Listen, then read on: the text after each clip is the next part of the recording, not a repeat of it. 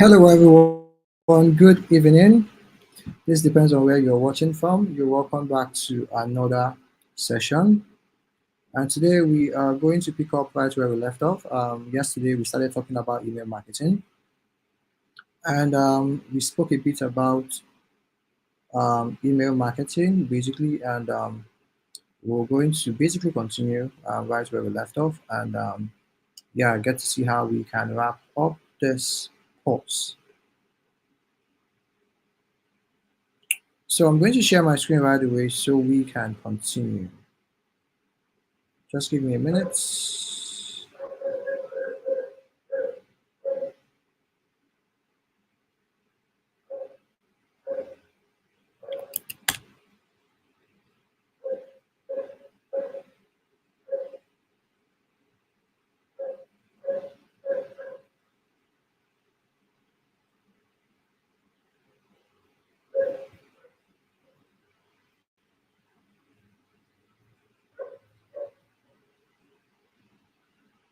So great, I'll be sharing my screen right away. Yeah, you're welcome everyone. You are welcome.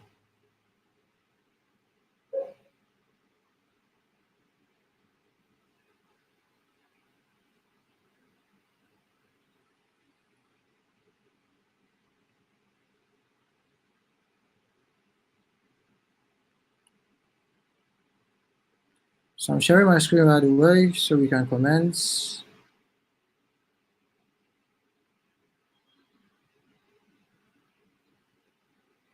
Yeah, I guess you can see my screen right away and we can basically comment.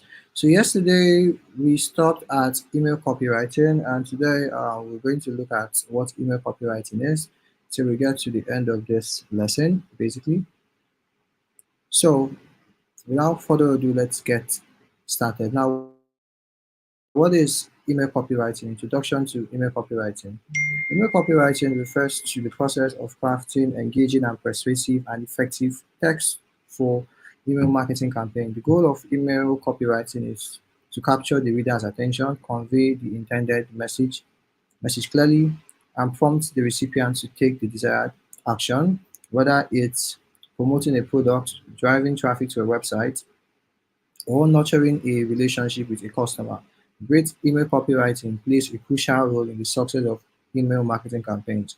So when you are building out your email, you definitely would want to write a copy for your email, basically. So it's important that you are able to put the right words together in order to convey necessary information. Now, with inboxes often flooded with messages, standing out through concise, relevant, and compelling email copy is essential.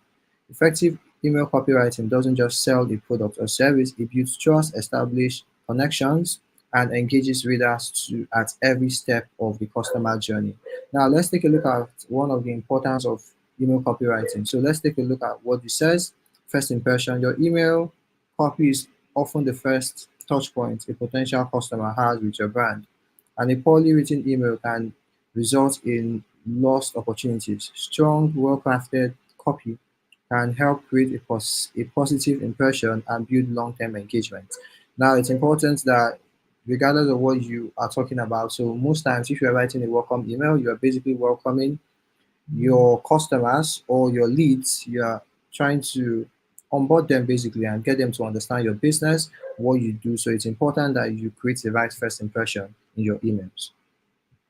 Now, one of the importance of copywriting is it helps you to drive engagement. Now, creating engaging email copy encourages readers to open the email, read it, and take action, whether you are aiming for a click, a purchase, or a reply. Compelling email copy motivates the recipient to interact with the content. Now, if you have received some welcome email, you see some welcome emails with a link to, let's say, Loom video that would guide you through their service or their product to give you a quick demo on how it works. So all of these things are important that you have them on your first welcome email or basically on subsequent emails, and ensure that your content is clear, is concise, and it's directed towards an action. Now for conversion, untimely, ultimately the goal of most email campaigns is to generate conversions, whether through sales, lead sign-ups, or event registration. Effective copy can guide the recipient to make decisions follow through with a purchase or engage with your business in meaningful ways. Now let's take a look at some of the fundamental principles of email copywriting. Now, just as basically how email marketing works, it's important that you know your audience in order for you to write compelling copies, and it also applies to emails as well. So the first one here, we have know your audience. Understanding your audience is the foundation of any successful email campaign. The tune, the style, and messaging of your copy should align with the audience's needs, their preferences, and pain points. Ask yourself, who is the reader? What problem are they trying to solve? And how can your product or service help them better? So if you sell a product that helps people to lose weight, you want to ensure that you emphasize on how they should use this product, important information about your product, generally the health benefit and how it's great for their health, because knowing your audience, you'll be able to create tailored content in your on your emails.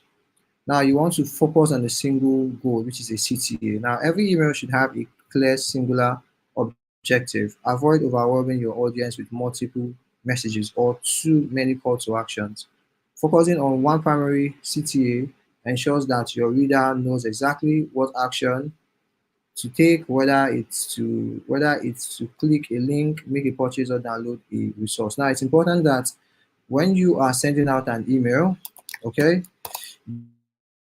you just make sure that you have one call to action. What that does is that it helps your readers to understand what that email is all about. So you don't want to have multiple calls to action. Click to watch this video, click to buy this, click to do this. You just want to make sure that there is one action on your email, and one action is basically prompting recipients to take your desired action. It could be to purchase a a product. It could be to basically um, download an ebook. So you just want to make sure that you have one call to action on your email, basically. So it's very important. So I think I wanted to see if I can find an email campaign. Let's see where you can see it has one call to action. For most of these emails, you see it might have a couple of buttons, but it just has one call to action. Now for this email, you can see it has this button, shop now. So anyone who is receiving this email understands the action to take, which is to head onto the shop with a couple of prices and then add to cart and complete a purchase. Now you want to write with a conversational tool. People prefer to engage with content that feels human and relatable. A conversational tune builds a connection with the reader and helps your email more approachable. Now, once you already have your brand voice, you want to also make this visible on your email copy. Now, if you are working for a professional brand, you want to keep it professional and still maintain the the company's tune. Now, it's important that you adhere to all of these things when writing for different businesses. Now, you want to use a clear and compelling subject line. Now, the subject line is arguably the most critical part of your email. If it doesn't capture the recipient's attention, they won't open the email, no matter how well written, the rest of it, no matter how well written the rest of it is. Effective subject lines are short and direct. They aim for 50 characteristics or fewer. They are curiosity driven, they are relevant, they are personalized. Just like I showed you yesterday on my inbox, where the with some couple of emails, and for some email where they had to literally call out my name on the subject line. Now this is something you can use when you are creating subject lines. And while we were looking at the Can't Spam Act, we spoke about ensuring that your emails effectively resonate with your subject line. So it's clear and you are not misleading people with your subject line. So you do not want to use a clickbait because you want to get people to read your email. What this will do is they're going to see the clickbait. I mean, people are intelligent. When they see this and they engage with it and they look at your email and it's saying something entirely different. Now, this is going to impact the level of trust that you are building, because now they cannot trust what you're writing because your subject line is saying something and your copy implies something different. Now, you want to keep the copy You want to keep it concise. Now, this actually depends on the kind of campaign that you are writing on an email. Most times, you want to make sure it is short, simple, and it is straight to the point. And you want to also inculcate your brand voice into it. Now, here are some tips for concise writing. You want to cut unnecessary words or phrases. Focus on one idea per sentence or paragraph and use active voice and avoid complex jargons. Now, for most emails, it's a form of a one-on-one communication. So you want to sound more personalized, okay, where you are talking about I, you're using the right pronoun for that email. So that's also something to take note of when you are writing an email. Now, let's look at now you want to highlight benefits and not just features. Now, um, where now you want to highlight benefits and not just features. Now, benefit sells and features actually tells. So you want to ensure that your features are properly used to construct or to structure the benefits that are on your emails. Now, while it's important to explain what your product or service does, focusing on the benefit to the recipient is more crucial instead of just listing features. Now, shows how, instead of just listing features, shows how these features will solve a problem or improve the recipient's life. For example, this is a feature. Our software includes real-time data analytics. I mean, this is no one. A lot of people would not know how to make sense with this, but then that's why we see feature actually tells. It's just telling you what this software has, while benefit sells. Now, with benefits, what you would see is make smarter decisions faster with real-time insights from our software. Now, this is selling to you how you can make data-driven insight a lot more faster.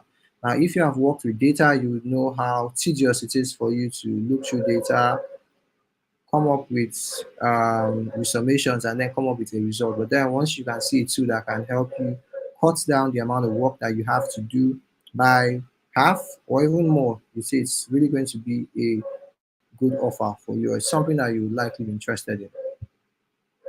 Now, you want to create a sense of urgency. Creating urgency motivates the recipient to take action sooner rather than later. Now, phrase like limited time offer, last chance, or only export left encourages immediate responses. However, it's important to use urgency authentically. Don't fabricate scarcity if it doesn't exist, as it can erode trust.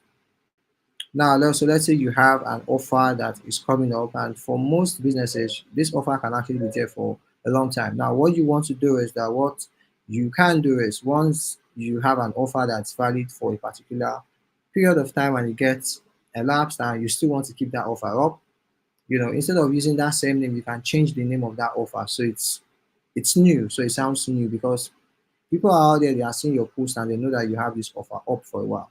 So you want to make sure that you basically create another name and you can still maintain that same offer. And you can just create variations of this offer to keep it alive regularly. And you can say, hey, the last offer just got we had people who have filled up our or who have taking up our last offer, but then we still have another offer that is coming up, and then just try to change a couple of things so it sounds different, even though you are still giving out the same offer. So you can create the right sense of urgency for your product. Now, in terms of using a clear use clear action-oriented CTAs. CTA simply means a call to action. So you want to make sure that it is, just like we said initially, you make sure that you only have required, you have a single action on your email. You also want to make sure that that action is well spelled out to drive people to take the required action. Now it says the CDA is the most critical element in driving conversion. It tells the readers exactly what to do next. Your CTA should be clear, it should be actionable, and for actionable, we see things like shop now, download the guide and claim your offer. You see, it's actually actionable. When someone reads this, they know the next step to take. Now it's easy to find. Make sure the CTA is visually prominent and easy to click or track. Now you can see from this, you can see it's very, very big. Even if I'm not even zoomed in, I can literally see the call to action. So you want to make sure that your call to action on your email is properly structured, and visible. Now, we spoke about A/B testing. I spoke about A/B testing yesterday, where A/B testing involves the testing of two variations of your email to different segments or audiences to see which performs better. Now, you can test elements like your subject lines, your content length, and tune. So basically, you want to be careful while you're actually testing this, so you can easily, so you can easily so you can easily determine what you are testing and if it's actually working. Now, this is what you want to take note of.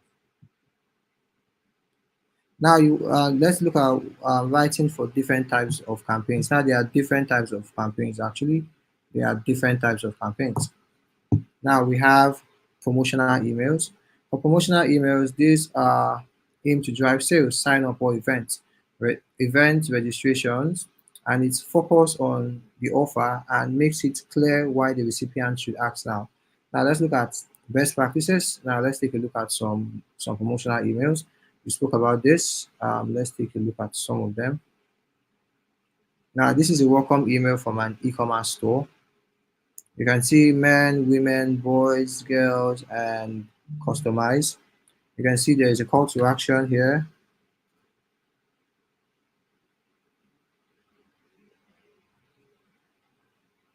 Now there is a call to action here, and there are a couple of products. So let's dial in and see what this email is actually saying, or what this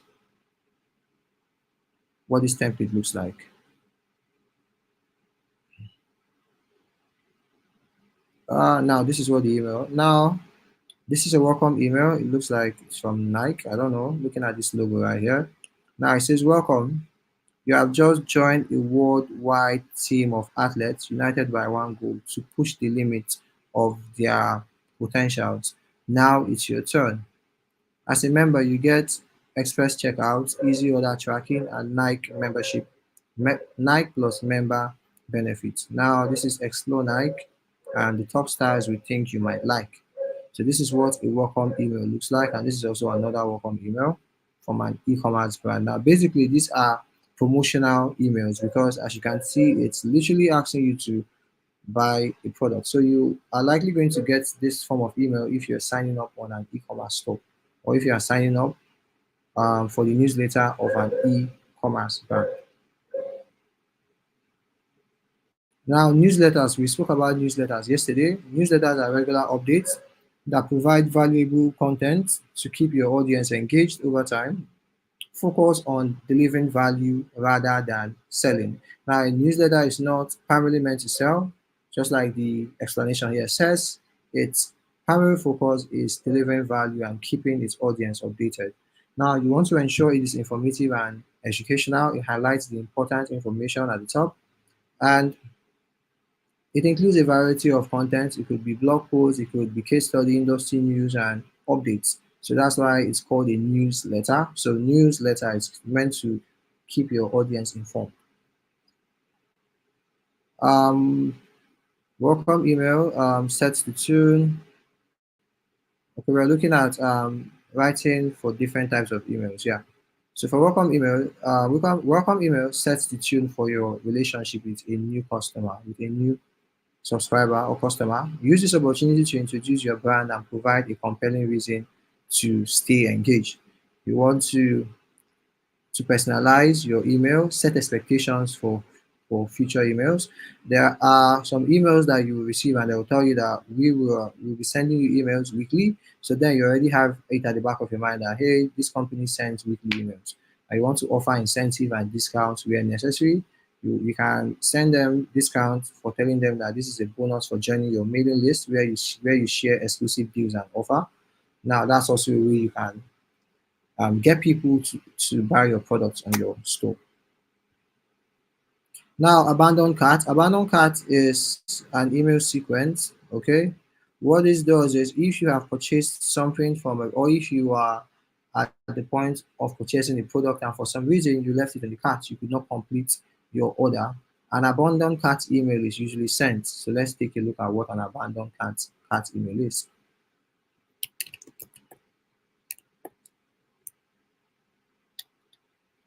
Abandoned cart email template.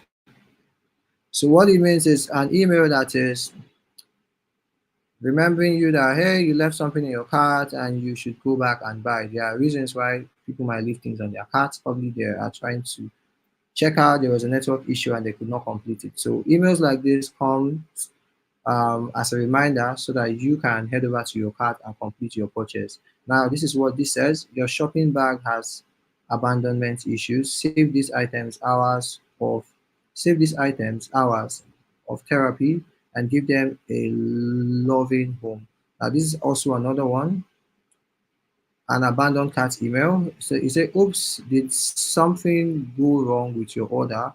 Just trying to remind you that, hey, you haven't completed this order. This is the product, and this here is the call to action. Let's see if I can get a closer look.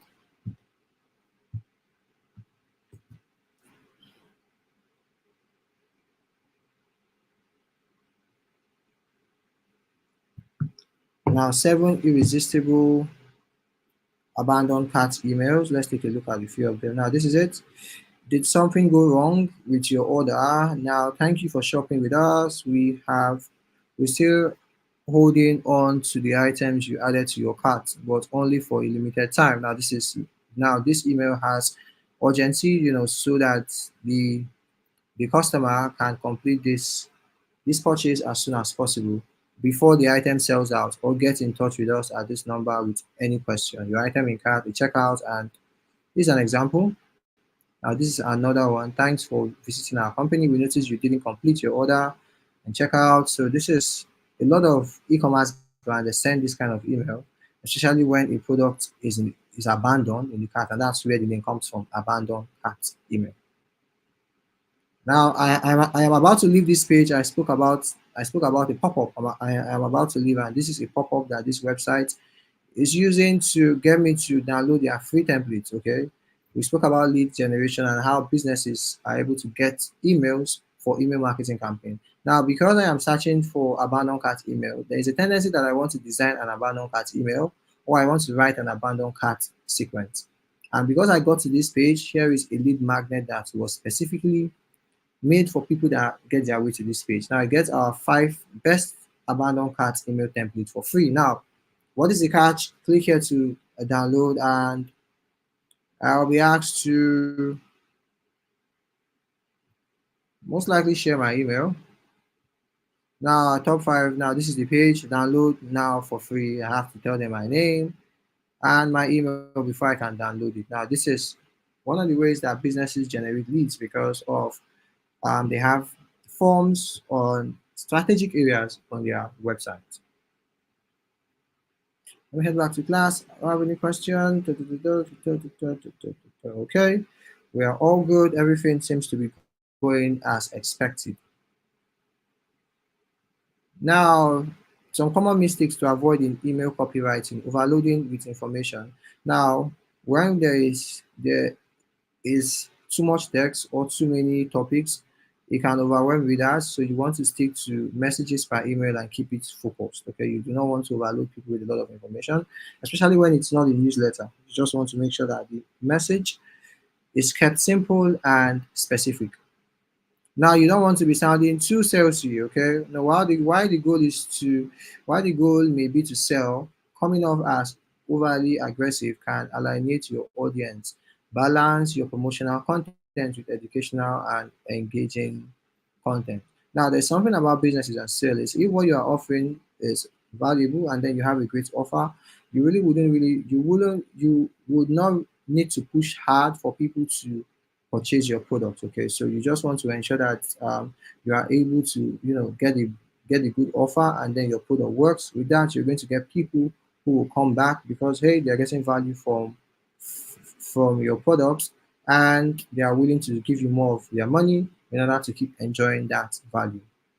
Now, ignoring mobile optimization. Now, these are the common mistakes you want to avoid in email copywriting. You do not want your email to render wrongly on mobile clients, especially when we have a lot of people who are reading emails on mobile. Now, using vague CTAs, generic phrases like click here or learn more aren't compelling enough. Use specific action-oriented languages to make your CTA stand out. Now, it depends on what you are. It depends on what your email is all about. So, if you are sending out a newsletter, you can have some of this form of call to actions, okay, because you just want people to gain more insight. But when you are sending a marketing or sales email, you want to ensure that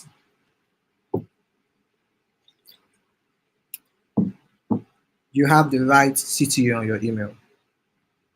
Now, in conclusion, email copywriting is both an art and a science that requires a deep understanding of your audience, a clear focus on goals, and attention to detail in every section of the email. By following these best practices, crafting engaging subject lines, crafting compelling body copy, and using strong CTAs, you can optimize your email to increase engagement, drive conversion, and build long-lasting relationship with your subscribers.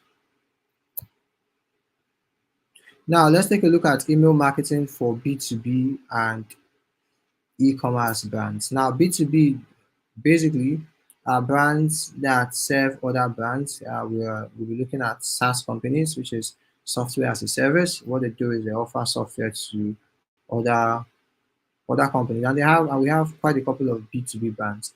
And e-commerce brands are basically brands that sell certain form of physical products. Okay, so these are who we call e-commerce brands. Depending on their industry, they could be serving individuals or they could be serving other businesses as well, depending on what they sell. Now, let's take a look at email marketing for these two audiences.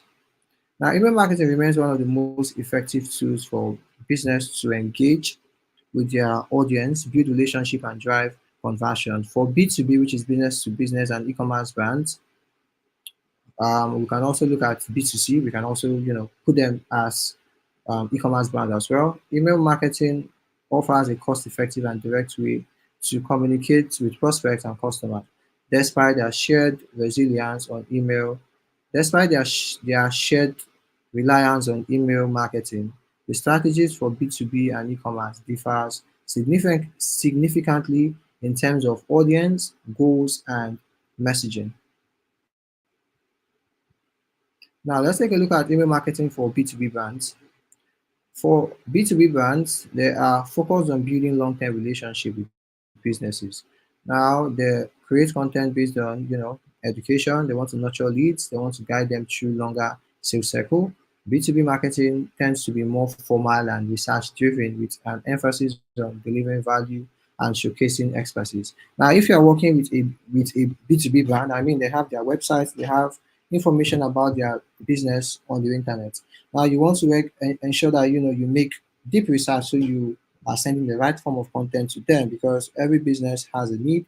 So if you are making great research, you should be able to identify their need and prefer solutions to it. Once you are able to do that, your email marketing will start to make sense to this brand.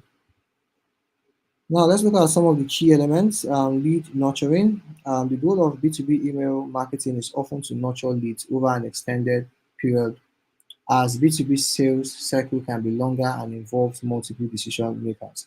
Now, if you have a SaaS company and then you have a software that does something, you would want to send emails, that talks about the value your software has to offer.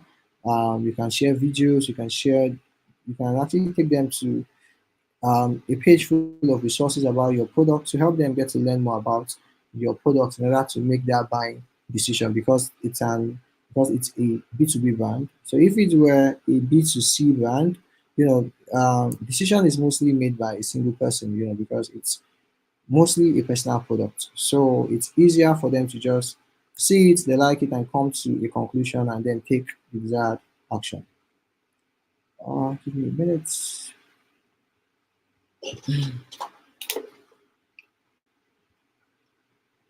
Yeah, I'm back. Now let's take a look at educational form of content. Now B2B prospects often look for educational content that helps them make informed decisions. Now email campaigns should include case studies, industry reports, and how-to guides that provide in-depth knowledge and demonstrate thought leadership. Now, if you sell, like I said, if you sell a software as a service, we have quite a couple of softwares. Now, in regards to email marketing, yesterday we looked at a couple of softwares like Namecheap, Klaviyo, Active Campaign, Lemlist, and whatnot. So, if as a business you sell those kind of tools, you want to ensure that you are sharing educational forms of content about how people are using your tool and how they are getting results. You're sharing more testimonials. All of these things helps you to educate your prospects and help them a lot more faster down the sales circle. Now, you want to also look at segmentation by job roles. Now, B2B email marketing can be more effective when segmented by industry, job size, role, um, company size. For example, a marketing director will need different information than the CFO. Now, when you tailor your content to specific roles, you want to ensure that the emails are relevant to the recipient and challenges and also their goal. Now, why this is important is that there is hierarchy in every organization. There are people who are in the position of power. They can make certain decisions, while others who are not in the position of power, they cannot make certain form of decisions. So it's important that your email is being channeled to the right person that can take action on your email. So as a B2B, you want to make sure that, especially if you are trying to get out cold emails, but if you have a general list, you also want to make sure that the person you are reaching out to is a decision maker, and that person can influence the choice of decision in an organization. Now, up next, personalization. You get to see it everywhere. You understand what personalization is and basically how it can be implemented on emails. Now, you want to focus on ROI and problem solving. Now, B2B decision makers are often motivated by how a product or service can solve their problems or improve their ROI. Campaigns should focus on showcasing how the solution offers tangible business benefits such as cost saving, efficiency gains, and increased revenue. Now, this is basically talking about the value that you offer. Now, it's important that you sell based on value, because when you sell based on value, people get to prioritize your products more and they tend to forget other businesses or other competitors who are selling based on price. Because when someone gets to look at the value they are going to receive from your product, it becomes a different thing entirely because now they are more drawn towards the value and they even get to forget the price. And even though they don't have it, they get to look for it because they have been able to, in a way, place good value on the service that they are offering and feel like, yeah, their money is certainly going to be a steal for them because they're going to be getting a lot more from the money that they are paying, which is very important and which is, the kind of style you want to, um, which is the kind of process basically you want to have as a business owner or when managing, the campaigns for your clients. You also want to help them to understand this fact because that's one of the key drive in increasing sales and conversion. Now let's look at some basic best practices for B2B. You want to ensure your subject line is strong, your email is personalized with relevant content, and you want to make sure you are providing value. These are things that we have spoken about. You want to make sure you have a clear call to action. Now, the types of emails for B2B brands, we look at newsletter, lead nurturing email, event invitation emails, and webinars. So for B2B brands, they tend to hold, this sort of activity. So you want to ensure that, you have email campaigns that would, go out for webinars when necessary. Now, product launch and updates. Now, these kind of emails can actually come out on your newsletters, but then if there is an important product launch and updates, you want to ensure that you get it across to your audience, and you only get to do this using emails actually. Now, let's take a look at email marketing for e-commerce brands. Now, e-commerce email marketing is designed to drive immediate action Whether that's a purchase, a click through to a product page, or engagement with a special offer, e commerce emails tend to be more visually engaging, direct, and conversation oriented compared to B2B. Now, this is an e commerce email. Basically, you see e commerce emails like this. They are a lot more visual. You get to see the product so you can create the right experience for your potential clients in order for them to take a purchase. Now, you can see this is a this is an email, limited time only, get up to 15% cash points on flights that's up to 7 times the normal amount. Now, this is a great offer. If you're someone that flies a lot, this will be something you'll be interested in. Now, these are what e-commerce emails looks like. It has a lot of visuals in order for it to easily communicate to the intended audience.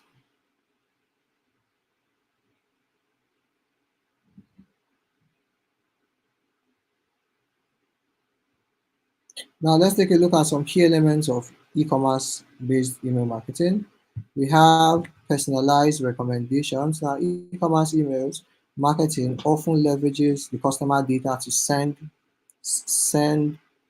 personalized product recommendation based on browsing data, past purchases, or preferences. Personalization can significantly increase the likelihood of conversion. Now, for example, we think you love this new arrivals based on your last purchase. Now, yesterday I showed you an email that I received from Udemy promoting a product to me, because I have purchased a product that is similar to those products. It makes sense for them to send me such kind of emails, and that's where personalized recommendation comes into play. Now, abandoned cart emails, we have looked at what abandoned cart emails is, and how they are structured. Now, these are also one of the key elements of e-commerce marketing email, because people will always get to leave their product in the cart for one reason or the other. So having an automation that's going to send out these emails automatically is good, as it's going to increase the response time and conversion in general. Now you want to also offer discounts and promotions. Now, what most e-commerce brands do is, when they have some customers that have spent a couple amount of money on their brand. So let's say about so let's lay context in naira. So let's say a customer who has spent about 500K on an e-commerce store like Jumia. Now, because of that purchase history, for most e-commerce brands, what they do is that they give you an offer where they are recommending similar products to you, and because you have had a long purchase history with that company or with that e-commerce brand, they get to recommend more similar products and give you exclusive offers, that is not available to other customers. Now that is where you can use this form of email, which is discount and promotion, to sell to these people, because it's easy for them to buy because they have spent a significant amount of money on your store. Product launches and new arrivals. So if you have a new product launch, just like I think a few weeks back, there was a new launch. Apple had a new launch. Now that's also a way for them to make sales. Having that new launch, a lot of people came to purchase the new set of devices that were launched. So it's important that as you have an e-commerce store and you have a couple of products you want to launch, you can use this opportunity to basically sell this this product and offer discounts to your subscribers. You can also use this medium to reward existing customers, and then use your offer to still thrill new or to thrill people on your list who haven't made any purchase, for them to take an action. Now you want to send out customer retention emails. Now these emails are designed to retain your customers and increase their lifetime value.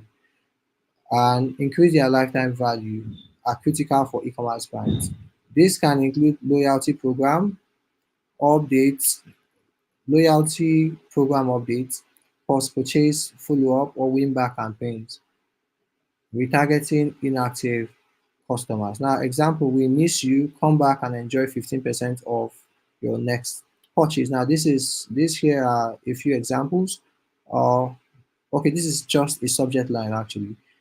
For most e-commerce brand, they use this kind of subject line. So for someone who has purchased from their brand before, but then for some reason, let's say you notice a regular buying pattern from your customer that, let's say, in a month they buy at least 2 or 3 times in a month, and for this month they were only able to shop once, and the next month they did not even shop at all.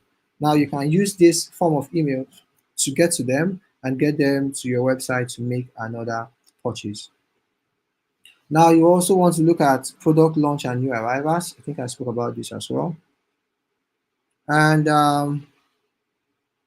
high quality visuals. Now this is very important. This is very, very important.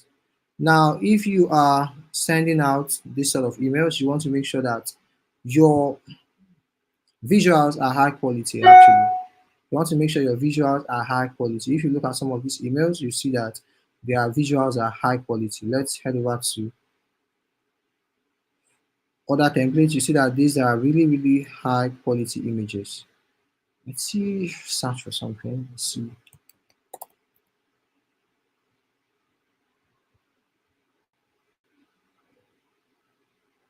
Let me see. I think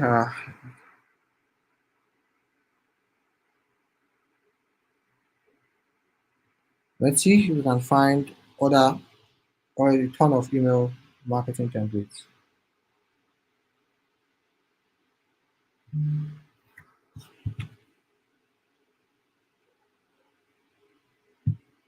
Okay, these are not what I'm looking for. Let me search.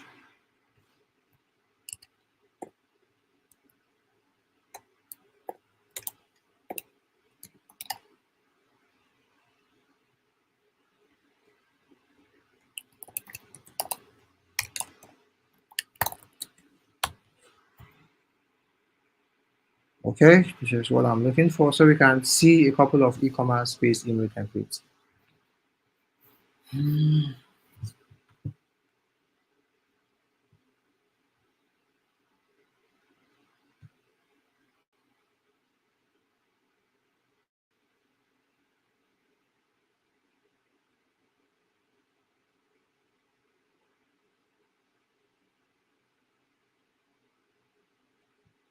This is loading. So while this is loading, let's just head back. I'm going to show you a couple of these templates and what they look like.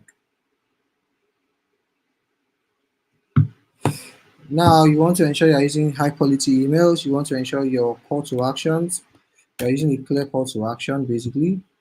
And your call to action should be bold, it should be prominent and action oriented.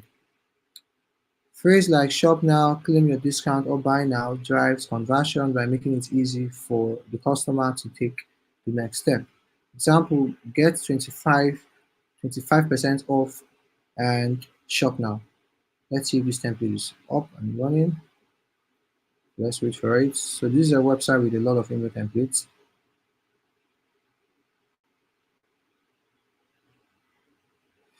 You want to also look at segmentation and targeted offers.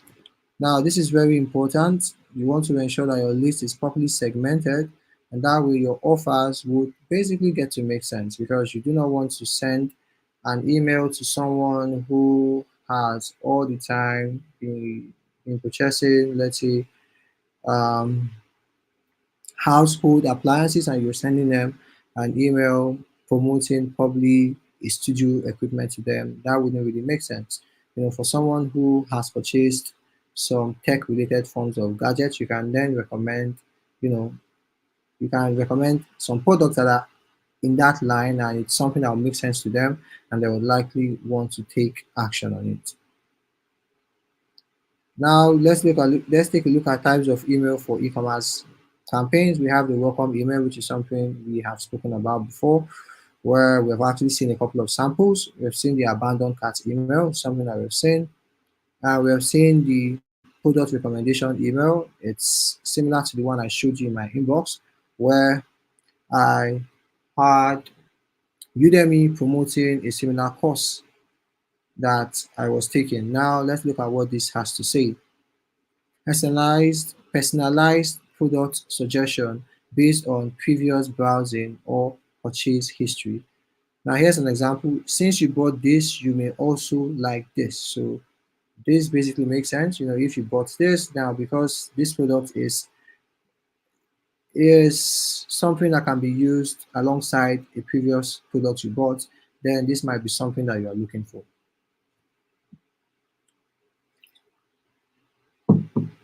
Seasonal campaigns and holiday. Now this here is an opportunity for you as a business to give offers. Okay, it's very important, using this opportunity to offer your subscribers um, certain offers. Okay, it's great because you're going to offer them incentive, which is going to increase your order rate. So it's important that you take note of seasonal campaigns and holiday and use this period to send promotional emails. We have campaigns like Black Friday. Jumia uses it a lot, and a couple of e-commerce brands around the world. They always have a Black Friday campaign. They have campaign for Christmas, for Eid, and so many other celebrations. It's important that you have your campaigns laid out and prepared for this celebration so that when it's that time, you can just roll it out. Now, in conclusion, email marketing is a powerful tool for B2B and e-commerce brands, but the strategies used must align with the specific goals and audience of each type of business. Now, B2B brands benefit from long-term relationship building, emails that focus on educational and nurturing, while e-commerce brands thrive on visually engaging, personalized content that drives quick conversions. By understanding the unique needs of each sector and employing best practices in segmentation, personalization, and automation, businesses can leverage email marketing to drive growth and success. Okay, let's see if this website is up and running.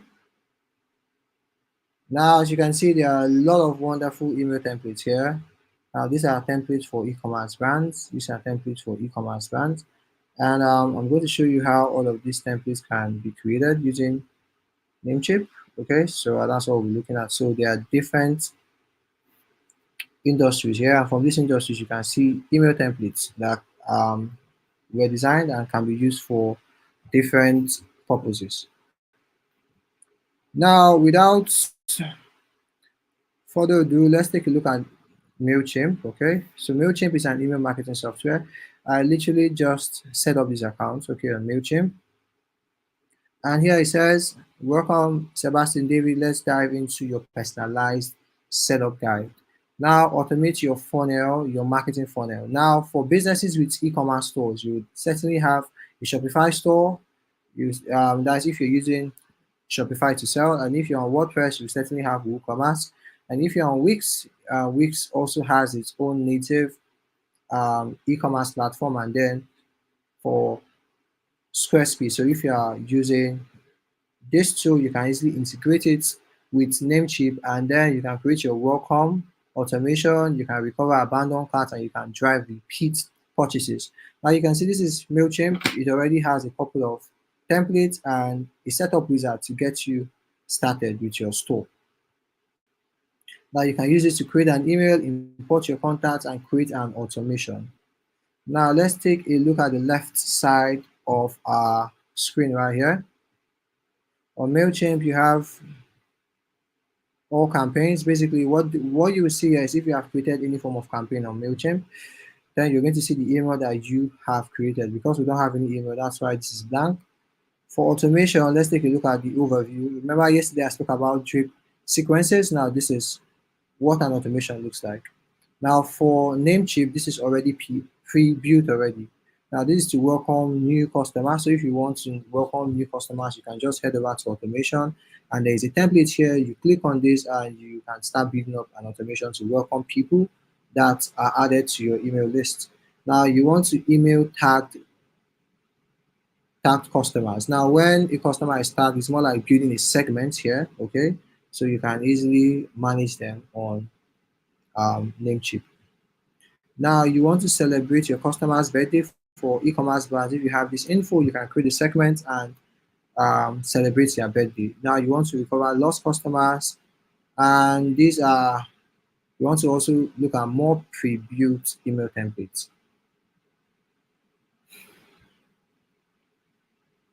Now you see there are a lot of automations here. Okay, so okay, I think that'll be like the last thing we do, but let's just take a look at Namecheap basically and just get an overview of what Namecheap is and how it works. Now this is all journeys, so if you have created any form of automation, you're going to see it here on Namecheap, displaying here on all journeys. Now because we do not have any journey, that's why it's not showing. Transactional email, so if you send transactional email, you can set it up here. Remember I spoke about transactional emails. It's basically meant for informational based campaign and purposes. It's not meant to sell. And on Namecheap, you can basically set up on MailChimp rather, you can set up your transactional emails and start sending transactional emails. Now for your contacts, once you add them on Namecheap, you get to see them here. You get to see your contacts here on Namecheap. As you can see, I only have one contact here on Namecheap. So what I'm going to do basically is I'm going to create some demo contact as fast as I can and then add them to Namecheap so we can look at a couple of things on how you can create segments based on the filter information. And remember I spoke about segmentation. I'll just try and show you a quick illustration of how that can be done and implemented on Namecheap. It's about 8 p.m. and when it gets to 8 p.m. we'll be going for a quick break where you can take your attendance, and once we're back we will continue from MailChimp. Yeah, we'll continue from MailChimp basically and then see how it works.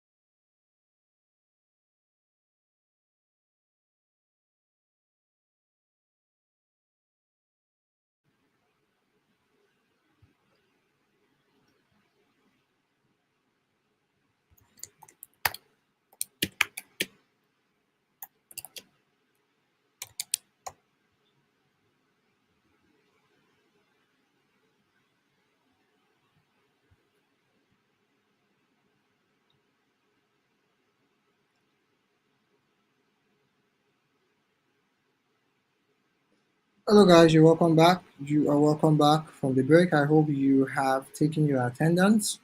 I hope you have done that. So moving on, let's get right into class. I'm going to present my screen.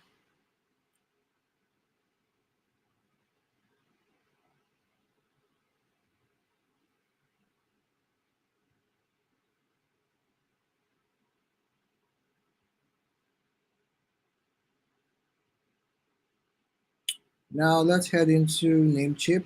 So this is Namecheap. I hope you can all see my screen. Yeah, you can see my screen. So good. On Namecheap, remember we spoke about a pop-up form. Now this is what a pop-up form looks like. You can see create a pop-up form, create an embedded form, create a landing page form. So there are a lot of form builders right here. You can basically use this builder to build forms and add them to your website. Now let's look at all contacts. Currently, we do not have any contacts here. You can see. Now let me show you how you can add contacts to Namecheap. So I want to import contacts. So how do you import your contacts into Namecheap? There are quite a couple of ways. MailChimp, my bad, I keep calling it Namecheap. I don't know, I guess it's because I use this services quite often. Now there are different ways you can add your contacts into MailChimp. Now you can import from another service. So if you have your data on another service provider, Namecheap has an option for you to import your contacts into MailChimp. Now you can upload a CSV file or you can copy and paste it, but I prefer to use the CSV method, because using this you can format your contacts the way you want and then upload it into MailChimp. So I'll select this and I'll click on browse and drop. So you can see there is a tutorial basically to help you and then help me format my CSV. So we're going to be using a CSV format. So I'm going to head over to my Excel. I actually just prepared this. It's a Demi first name, last name, and then these are just some emails that are not valid. So this is what your list is going to look like. So if you have other information like birthday, you can add that here. Uh, any other information basically you can add them here.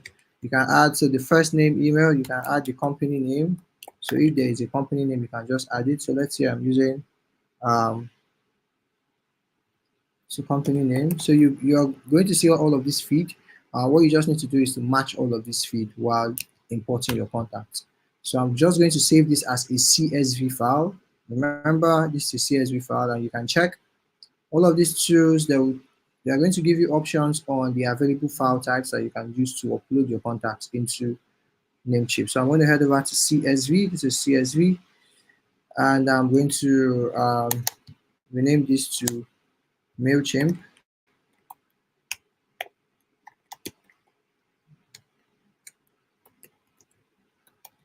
imports. Now this is being saved in my download. I cannot click on save.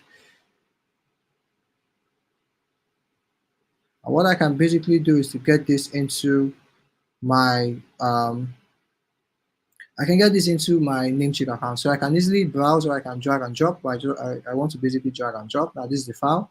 I just drag this into my name MailChimp account rather. I click on this, organize, continue and organize. Now this is where you're going to format your content appropriately. So let's say you have a ton of feeds on your content. Okay, now this is the audience, update any existing contact. Now let's take a look at, you want to create tags. Now it's telling me to choose from a couple of tags, and what tags does is it helps you to organize your list basically. So I don't want to add this to any tag, I can just click on continue. Then it's now time for me to match my columns. Now this is the first name, last name, and email. Now because these are the only columns here, that's why it is visible here. You can see once I deselect this, it's no longer marked. Now you can click on subscribe to get this contact. Now it's just showing you the first three columns. Then if I click on continue, it's going to add them to subscribe. Now this is an option for you to set them to subscribe, unsubscribe, non-subscribe, or clean. I want them to be subscribed so I can send them emails. Now review and complete your imports. Now you can see 9 contacts will be imported or added.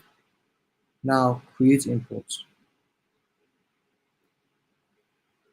Now I want to view the contacts that I have added to Namecheap.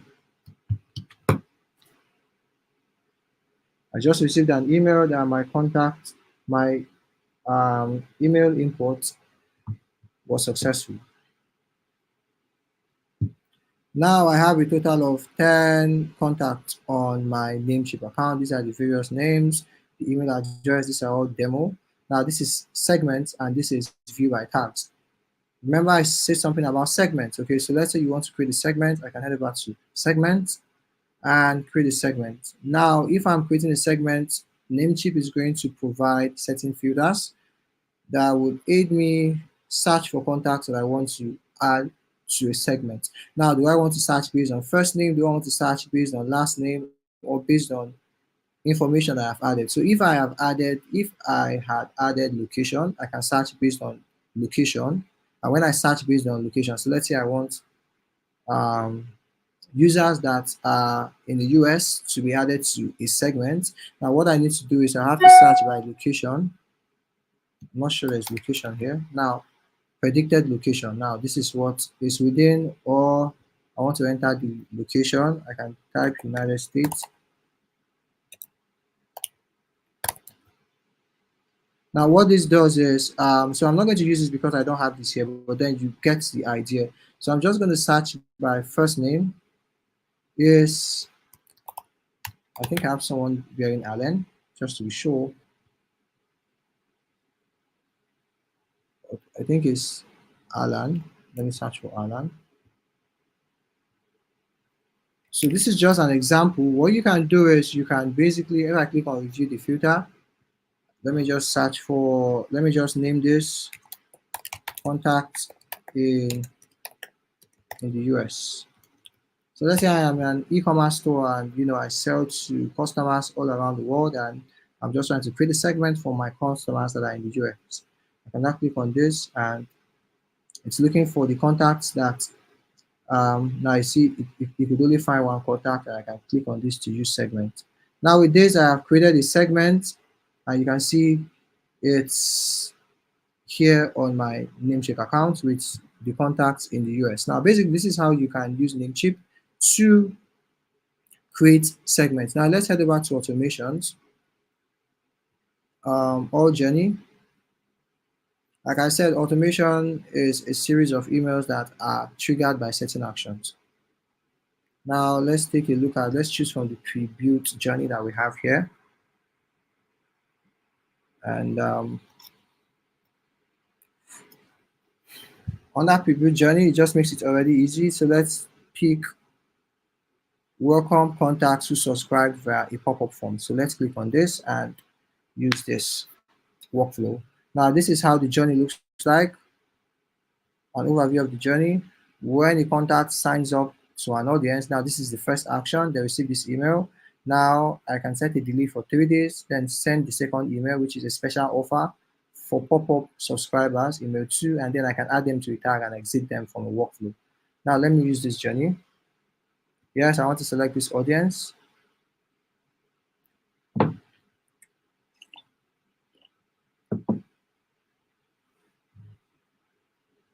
So this is what it looks like. Now, when do I want this automation to be triggered? When they sign up to, well, when they get added to my email marketing software, basically. You remember the pop-up form I showed you with a window, to add your first name and email. Now, this is how the backend looks like, depending on the system they are using. So once you complete that action, you are immediately added into the backend of their email marketing system. And what that happens, once you are added, immediately, now look at the condition from a pop-up form. Source sign up was a pop-up form. Now, once this action is completed, immediately you want to send them the first email. Now, this is where you can enter the two name. You want to send this to their first name. The name, I want to send this from Sebastian. Now, this is where you have to customize your email. This is the sent from email address. Now, you want to add your subject line. Remember, I said something about subject line. You are welcome. Now this is a preview text, a special offer for you. Now this the snippet will appear in the inbox just after the subject line. Now the schedule, how often do you want to send this? You want to send this every day? Yeah, every day immediately someone gets into my funnel, I want to send that. Now this very now you can now use this option to design the template. I move back. Let's look at journey overview. I went back, I tapped on something basically. Now this is the journey I was building, finish up.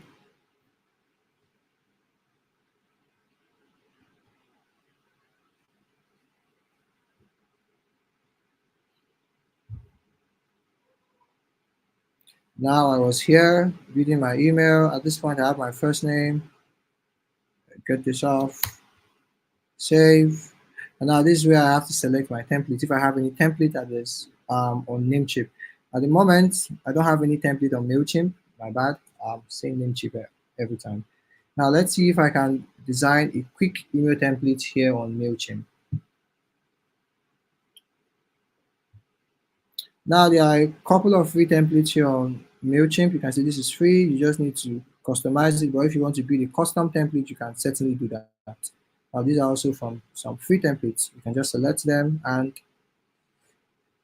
now enjoy 20%. Now you can just select this, upgrade to continue.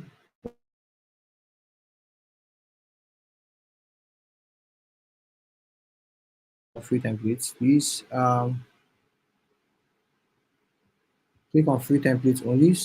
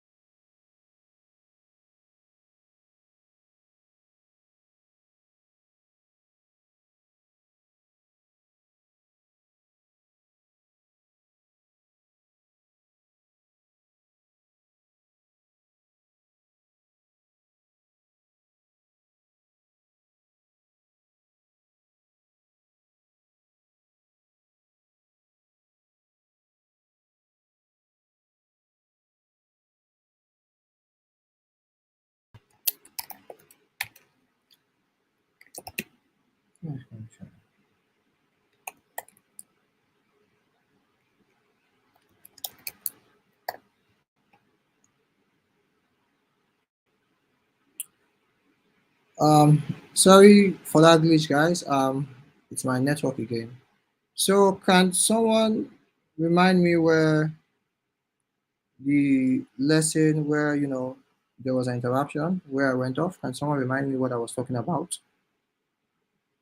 Can someone remind me what I was talking about before the network distorted our class? Someone. I know I was speaking about email templates. Can someone remind me? Yeah, okay. You were looking for a template. Okay, great. Thank you very much. Thank you very much, Omawumi. Thank you for that. So I'm going to head back to where that happened. So basically, when you head over to content by your left hand side, you click on content, you can head over to email templates. And on email templates, you can basically create a template. Once you click on create a template, it's going to take you to that interface, okay, where we had to select another template. So what you need to do is to select that template and set up your email. Now this is what it looks like, and you can set up your email.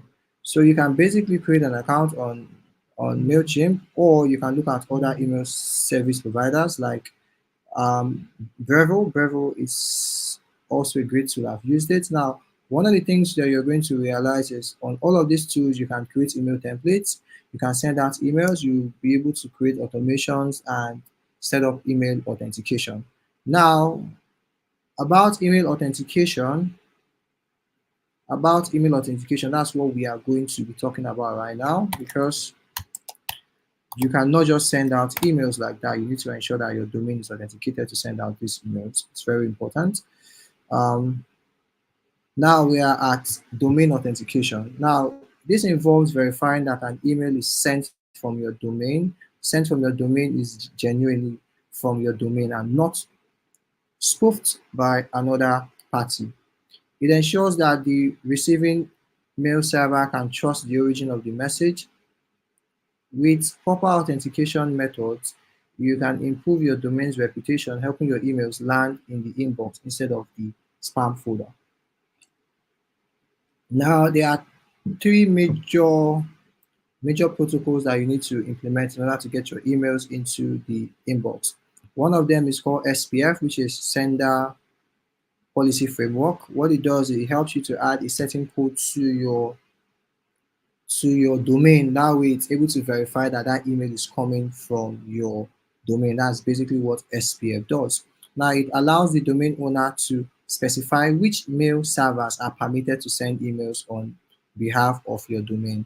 Now, this prevents unauthorized servers from spoofing your domain. Now, with this, what happens is that if someone is trying to use your domain to phish, when I mean fish is trying to spoof, someone and pretend to be the legit company.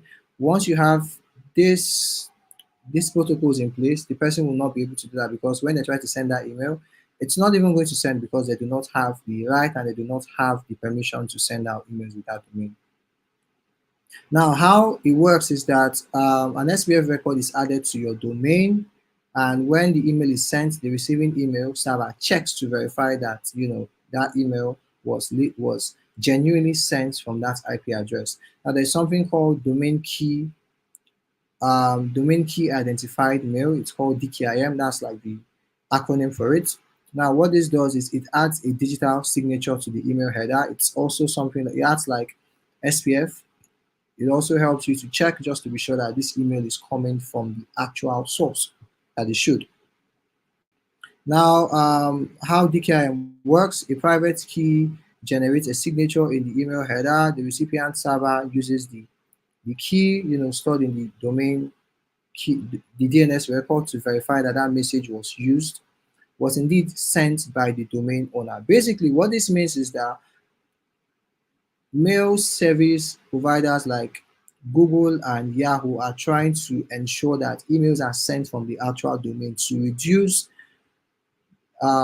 possible phishing attacks and safeguard people in their inboxes. Now, the last one is called the DMARC, which is domain-based message authentication, reporting, and conformance. Now, what this does is it works with both SPF and DKIM.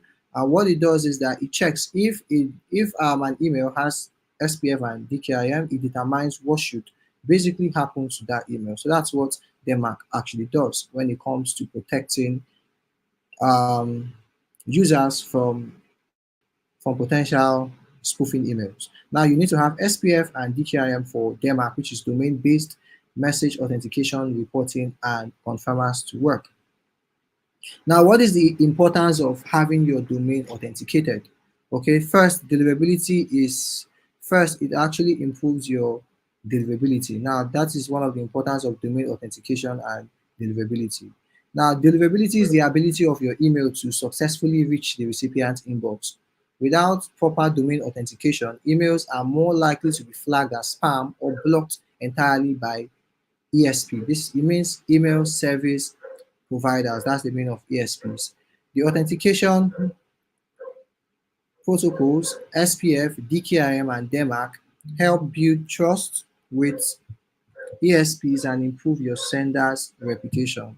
Now, here is how domain authentication impacts deliverability. It prevents email spoofing, which ensures that your authorized IP addresses and servers can send emails from your domain, which reduces the risk of email spoofing. It also enhances your domain reputation.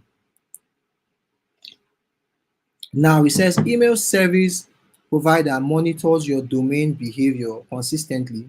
Authenticating emails, authenticating emails leads to a better sending reputation, which translates to improved inbox placement. Now, what this means is that once you have all of these things in place, it helps to improve your domain's reputation. And what this does is that because this is in place, when you're sending out emails, because your emails are authenticated, it gets to the inbox and it helps to build your reputation because, hey, you are adhering to best sending practices. Now, it also reduces spam flagging. Basically, what this does is unauthorized emails are often flagged as spam, even if they are legitimate. Now, authentication helps prove the email's origin and reduces the chances of being flagged. So even if you are sending out the right email and you haven't completed this process, your email can still get flagged as spam because you are not following best practices. So it's important that you implement this before you start sending out any form of email. And most times, when you get into any email marketing tool, there is a step-by-step guide and process on how you can complete email authentication. Now, let's take a look at best practices for maximizing deliverability. What this means is that so your emails doesn't get lost in the spam folder. First, we are looking at list hygiene. You want to ensure that your email lists are clean and are cleaned by regularly removing invalid and inactive or unengaged unengaged contacts basically, and you're sending to invalid or inactive emails increases bounce rates, which can damage your domain reputation. Now, what this means is that you should maintain a healthy list um, of contacts on your email list. Now, over time, email lists deteriorate because people can move from one company to another, and that email becomes inactive. So it's important that when you realize that a certain email has not been opening your emails for a long time, you can remove them from your list because they are inactive. Now you can use double opt-ins to ensure email validity. Even if you use double opt-ins, you can still get these emails to be unresponsive, like I said, when people change rules. Now, avoiding spam triggers. Now, spam filters analyze various factors to determine whether an email is spam.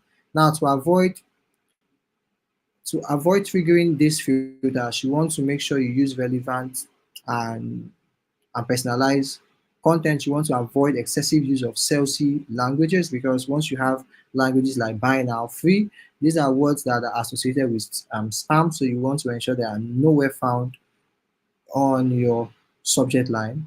And you want to also be careful about your image to text ratio, when you don't have too many images on your emails. If you are creating emails for e-commerce brands, you can see they have a lot of images. So what you want to do is instead of using images, you want to ensure that you have more of text because spam filters are able to read text rather. So if you do not have a balance between your image to text, it might seem like there is something fishy going on in your account. Now you also want to monitor um, engagement basically. So you want to see how many people are engaging with your emails, and if the engagement is low, you want to ensure that you are able to get it, or you want to get it high by removing unengaged lists and basically sending emails to more engaged users on your list.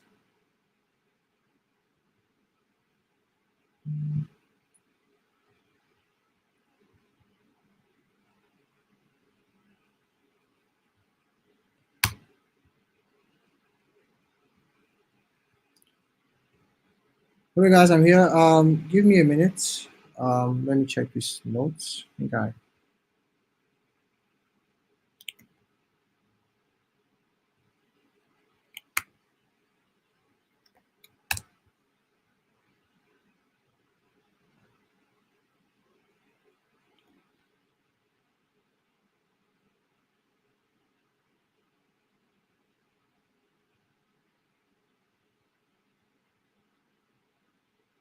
Oh,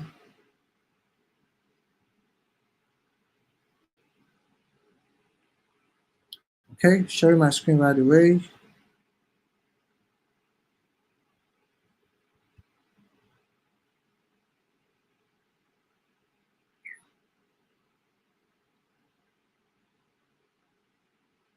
Okay, let's get back to class. We're looking at implement a feedback loop. A feedback loop allows you to receive notification when a recipient marks your email as spam. This information is crucial for maintaining list hygiene and adjusting your email strategy. Now, once this happens and someone unsubscribes from your email, you want to get them off your list. Now, we're looking at email sending consistency. Now, what this means is that if you want to start sending emails and you have a new domain, you should not just start sending to 1,000 people at once. You want to move gradually from 100 to 50, from 50 to 100 rather, and then you want to increase your the volume of email you send gradually. That way, it doesn't look like irregular activity and it's not going to be a problem to your domain whereby it's been flagged as spam. Now you want to also look at monitoring domain reputation and deliverability. Now there are tools that can help you monitor it. Now if your domain is from Google, you can use Google Postmaster tool, or you can use third party tool like Blog App, MX Toolbox, Sender Force, and others. And you can also use that to check your DMARC report. Now let's look at MX Toolbox really fast. I use that a lot actually. MX Toolbox. Now what this does is just helps you to check a domain to see if it's properly authenticated. It just gives you info about that domain. So let's look at now. This is what MX Toolbox basically looks like. So let's take a look at MX Lookup. So let me use my domain as reference, and then MX Lookup.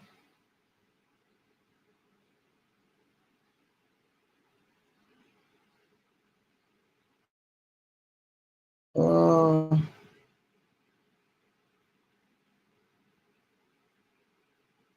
Now you can see it shows that, as you can see, it shows that there's a DMARC record that is published on this domain and DNS record published, DNS record not found. Now what this tool does, it helps you to just gain insights on your domain and see if certain authentication records are properly added to your domain.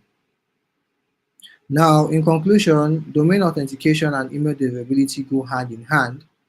Properly authenticating your domain with SPF, DKIM, and DMARC, which is Sender Policy Framework, Domain Key Identified Messaging, I think so, and DMARC not only ensures the security and integrity of your email campaigns, but also maximizes the chances of your emails reaching their intended recipients by following best practices for deliverability, such as maintaining a clean email list and avoiding spam triggers.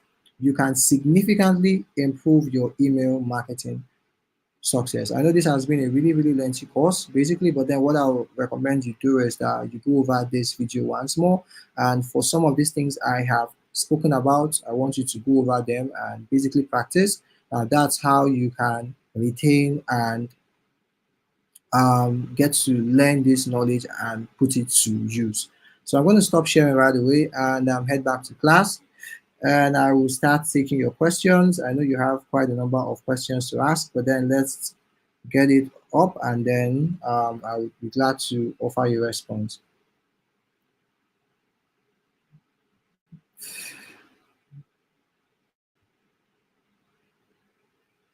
Okay, I'm seeing questions are coming. I see questions are coming. Blessing said, I got the emails of people who attended my program physically.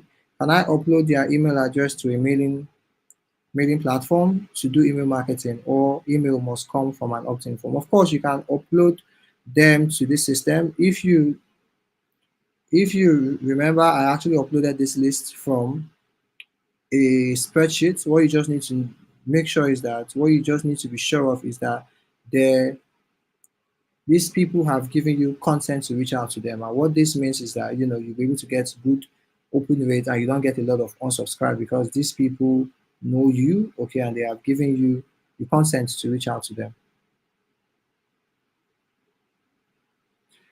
Someone is asking if you understand. Now, I understand it can be really overwhelming, but then what you need to do is to take it very slow, okay?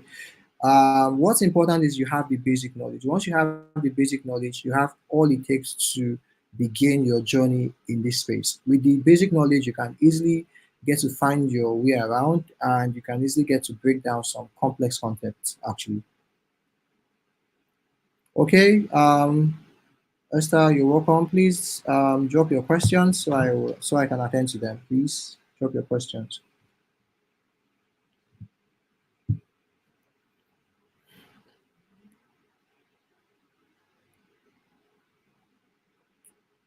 Now she's asking, what's the difference between tagging, labeling, organizing your email contacts, and segmenting? Now,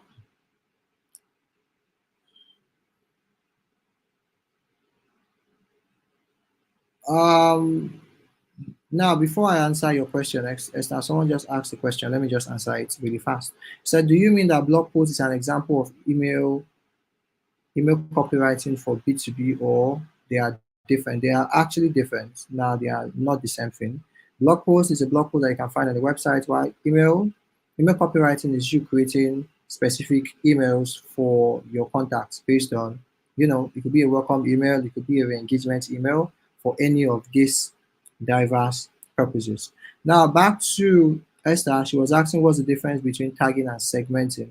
Now, they are basically the same thing, okay? Now, for Namecheap, tagging, you only have tagging and segments. Now, what this does, it helps you to, just like the name implies, it helps you to create different segments from your audience. I made an example.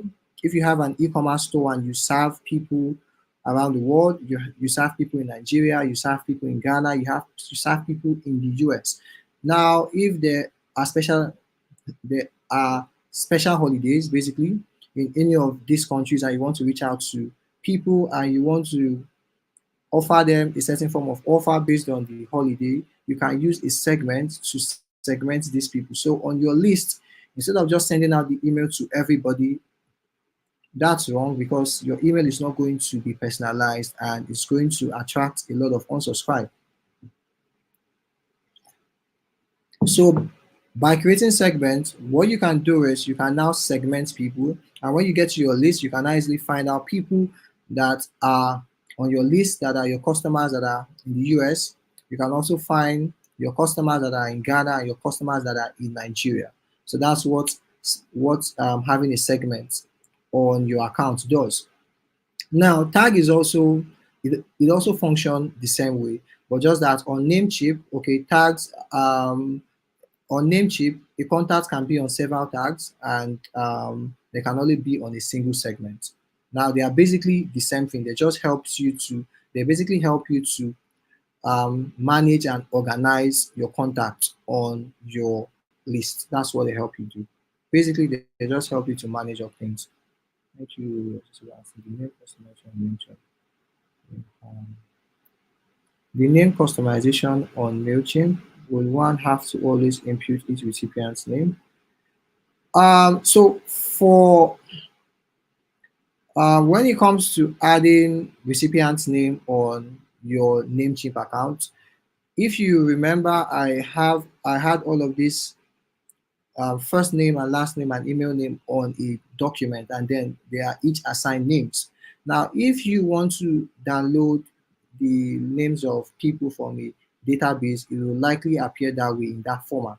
So what you need to do is just to ensure that all these data are in place, and then you can now upload them into MailChimp. So which sites can I use for sending mails to get paid for it?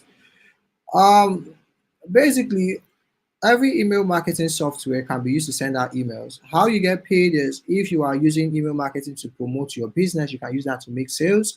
And if you are working for a business that has active customers and are using email marketing to reach their customers, now they will pay you for helping them manage their email marketing campaign and strategy. Now that's how you get paid, leveraging email marketing.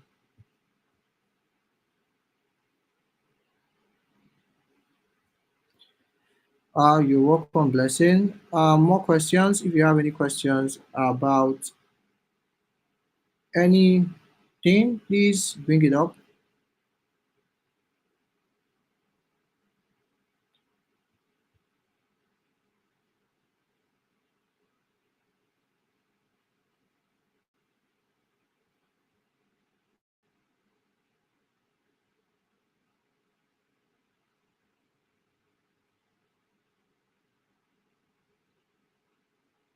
Now, someone is asking what is e-commerce basically about. Now, what is e and what is commerce? E basically means electronic, while commerce basically um, means a system that facilitates buying and selling. Now, e-commerce means when you are now able to sell on the internet, e-commerce basically. So any form of business that you're able to sell your physical product with an online store, you can call that an e-commerce um, form of business. Yeah, basically because you are selling online, you do not. So you can have a physical store, but then as long as someone is on your store online, that's what you call e-commerce basically.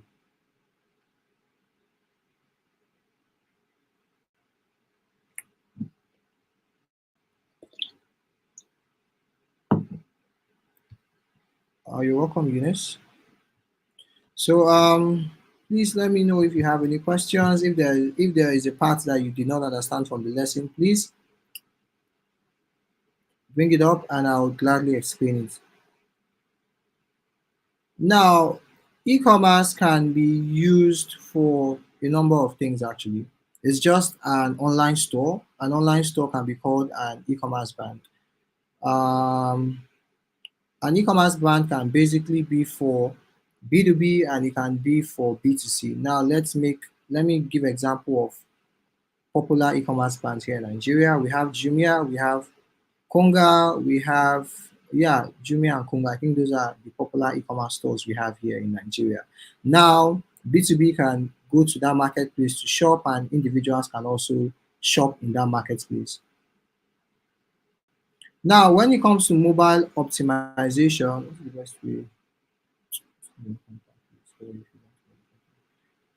Now, the best way to create email list if you do not own a company website or if you don't have a business online would be this would if you sell certain products online. Now there are people who sell digital products. So when you sell a digital product on a platform like Seller, you get to see their emails and you can use that for email marketing and so on. Now that's one way you can get emails for email marketing.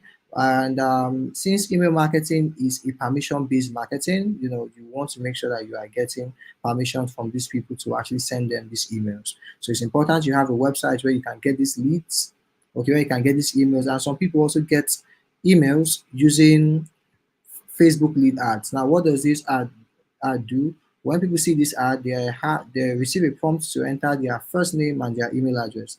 Now, with that, you can gain access to their mailing information and use that for email marketing. Now, someone is asking if I can shed more light on mobile optimization. Mobile optimization is very simple. It basically means that you should ensure that um, your emails are displaying well on mobile, just the way they display on desktop. So that way, anyone who is accessing your email on mobile will get the same experience as those accessing your emails on desktop. Basically, you just want to make sure that your email is responsive and it's easy to digest across all screens and platforms. Now, I spoke about how you can generate leads for email marketing. You can do that by running paid ads. You can do that if you are selling a digital product and someone buys from you using seller. They'll need to leave their email address in order for them to receive the product. That's another way you can get email addresses. Or you can also do that on social media. So if you have a big social media account and you want to get people to your mailing list where you can send them some personalized emails, you can ask them to fill up a form where they'll have to receive a message and they'll have to complete a double opt-in in order for them to get into your mailing list. So it just depends on what you are doing. If you have an audience, you can actually speak to them, get them to give you their emails, and you want to make sure that you are keeping to your promise by delivering the value you promised beforehand. Now, someone is asking for a beginner, how can you get started with email marketing? Now, basically, that's what you are doing right now, where we spoke about email marketing. We spoke about email marketing for B2B and B2B brands. We spoke about how to craft an email. And now we are looking at using an actual email marketing software. Now, the fact is there are quite a number of email marketing software online, and in our last class yesterday, I showed you a couple of them. And when you go to this website, for most of them, they can allow you to create a free account. So when you create a free account, for most of these tools, they have education section where they have videos on how to use these platforms. You just need to take out time, take the tutorials, and these tutorials will help you get better with utilizing these platforms, and over time you become better at email marketing. Yeah, so that's basically the next step that I recommend you take. And you can also check on YouTube with the basic knowledge you have now.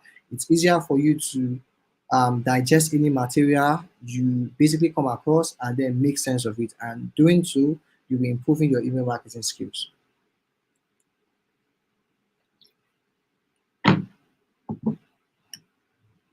Please, if you have more questions, bring them up. If you do not understand, if you have any challenge with anything I spoke about, please bring it up so we can look through it once more. I have explained how you can create an email list. I've explained how you can do that. You're welcome, Grace Johnson. You're welcome. For most of you, I know this might be the first time or might be the second time you're hearing about email marketing. And one of the things I always recommend after my class is you should take out time to watch the video once more, and a couple of things will basically start to make sense. Watching it another time would basically um, help you make sense of the things that I have spoken about. Thank you very much. I can see your feedback. I can see your feedback.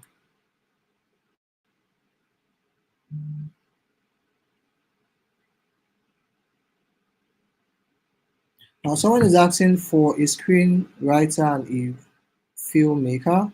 How best can one market their craft? Email marketing or newsletter? Now, this depends on what your goal is. Newsletter is basically meant for information. I said this a couple of times.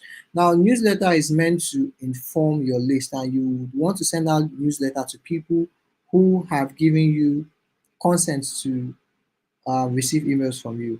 Now, those are people you want to send out newsletter. But if you want to sell, like you said, to filmmakers, and you basically want to sell to them, you want to use email marketing, you want to leverage cold emails to reach out to them. Now, that's the best approach. If you want to, like you said, reach out to filmmakers.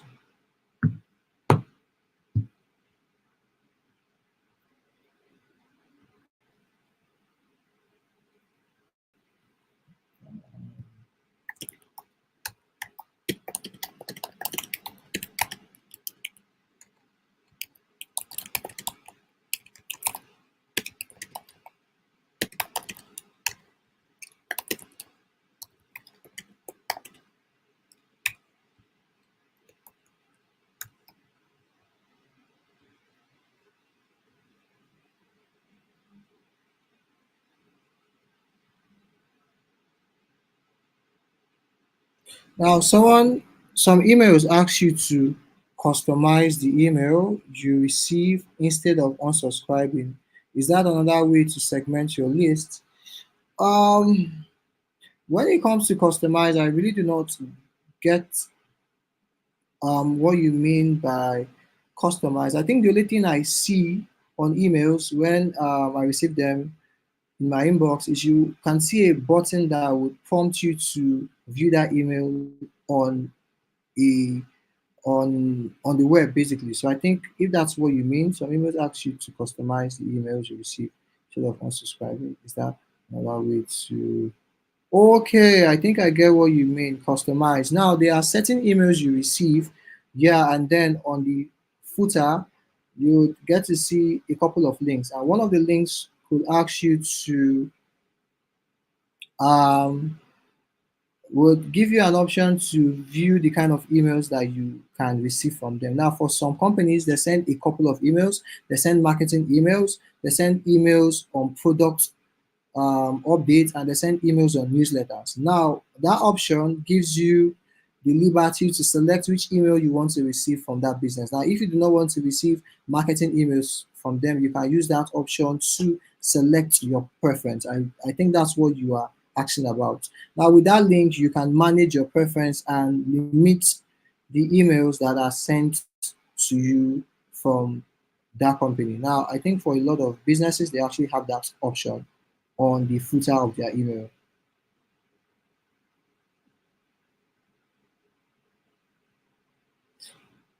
Um, Please, if you have any question, you should ask your questions now because this will be the last lesson for email marketing. That was why I tried my best to wrap up this session.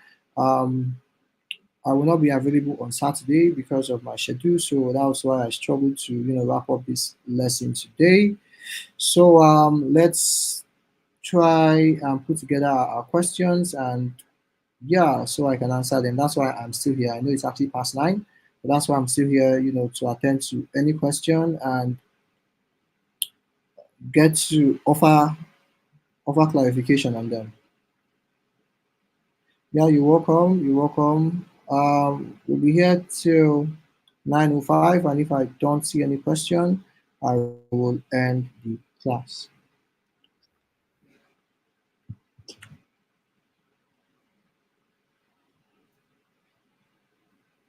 Thank you very much, everyone. At this point, I can't see any question. I want to thank all of you for joining in for today's session. It's quite late right now. I want to thank you guys once more and wishing you a good night rest. Okay, yeah, I'm seeing some questions popping up. Okay, yeah, that's good. Managing your preferences. Yeah, that's right. That's right. So, guys, thank you very much for joining once more and do have a wonderful night rest.